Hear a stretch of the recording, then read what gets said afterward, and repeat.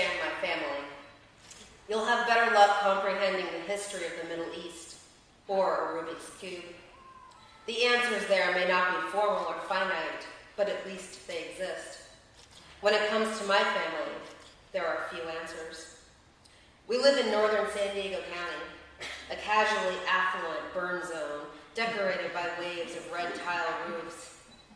Here, people think they can beat the inevitable by waving magic wands, money, image, charm. Sometimes it works.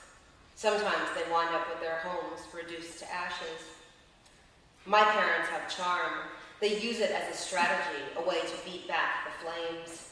A grin can flash into something darker or remain in sunshine. You never know. My mother is Joan, but I occasionally call her Nails. She has talons the shade of blood and hair the color of rust. She is prone to crying fits and lengthy explanations. These ride on one premise. Once she had dreams, then she had kids. She regrets moving here from the East Coast. She claims my father forced her into it so he could pursue his perversions. He wants to do threesomes, my mother says, speaking in italics. Wife swapping. I tell him he can play a nice game of hide and go fuck yourself.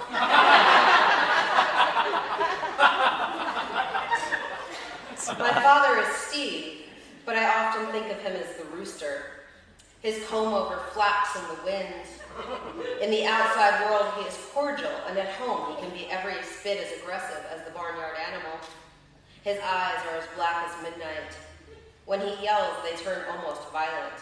Violet and violent. Somehow, these two came together to form me and my brothers. I am 12, Middle is 11, Jonathan is a year old. He is the accident, or if you'd rather be more tactful, the surprise. When he pisses me off, I call him the birth control poster child. It doesn't seem to faze him. Middle and I go to public school, but in the county's best district. In school, the teacher asks, "What does your father do?" My classmates answer, "Doctor, plumber, pro football player." Then it is my turn. He drinks beer, I say, and watches Hill Street Blues. Later, my mother explains, "Your father is an engineer," she says. When I ask what that means, she shrugs. It's not as if she doesn't know. It's more like she doesn't care. I imagine him at a desk doing something called paperwork, just as he does in his den for hours with the door shut and locked. Engineers must take home a lot of work. It must be important, just as our homework is important to us. I know why work is important. It makes you money. Money means a lot to Nails and Rooster. It's how we have our house, and our house is serious business. It's a style my mother calls French country castle. She has a name for it, Jostelaggio. Joan, Steve, Allison, Middle, Jonathan. The house has a persona all its own. It is haughty in a laughable way, too big for its own britches. It is high on its own square footage.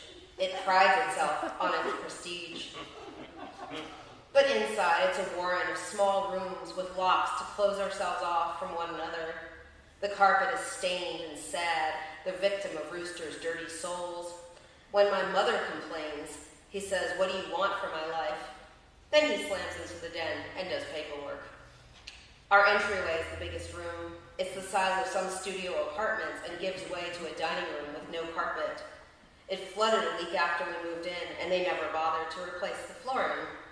Bare nails jut from the concrete floor. My parents closed it off and forbade Jonathan from crawling across the room. By night, my mother retreats to her own hiding spot, far from that cold entryway and dangerous dining room, all the things she and Rooster have created but cannot maintain. She locks herself in my bathroom. There she smokes, tapping her ashes into an empty yogurt cup. She writes in her journal, filling pages with her classic longhand. After the last cigarette is smoked and the room vacated, I slip into the bathroom to read her written confessions. It's a different Nails than I know during the day, my tough-talking chain smoker of a mother. This is a tender Nails, a rueful one. It's a Nails that makes me ache and want to read more. I too write in a journal. It's nothing more than a spiral notebook, a series of blank, lined pages. I use a ballpoint pen, pressing so hard that the imprint of my words can be found on the paper that lies beneath. Writing makes me feel safer than locking my door. It makes me feel more free than when Rooster is on a business trip. It makes me want to write more.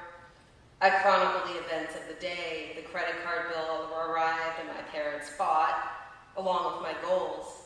I want to meet Lucille Ball, be a cheerleader, have a boyfriend. I want to play first base on my softball team. I want to go roller skating on Saturday. Most of all, I want to be pretty.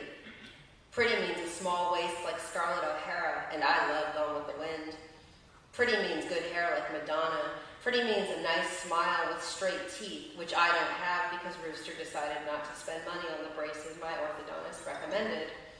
I frown into the bathroom mirror, flanked by nicotine-stained walls.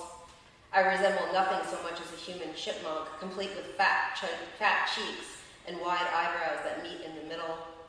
My crooked teeth point in all directions. My eyes are small, my nose wide, my hair something out of Return of the Jedi, Jabba the Hutt, not Princess Leia. Pretty means thin, beauty is slim and angular, long and lissom. Everything about my body is curved and convex, rounded and generous. My breasts are already larger than those of most girls my age, so are my belly and behind. In the bathroom, I run my hands along the arc of my hips, the swell of my thighs. My shoulders are wide like a linebacker. My upper arms bulge.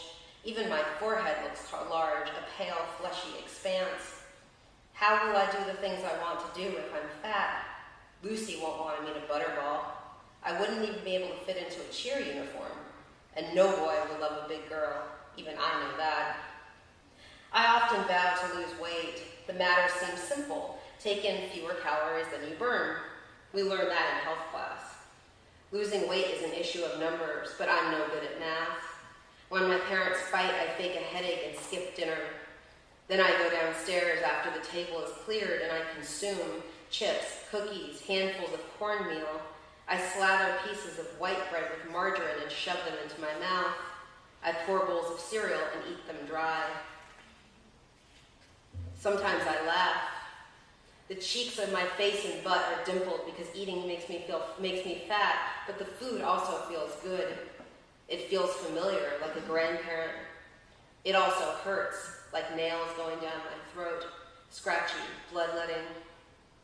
While I eat and evaluate myself, my brothers find their own hiding places. Middle tucks himself into his room and watches pro wrestling, taking mental notes should he need to bust out a half Nelson on the bully next door. Jonathan, just a baby, chews on teddy bears in his crib. Outside, the sun grows shy and the sky dark, wrapping us in nighttime as we dwell in our separate spaces.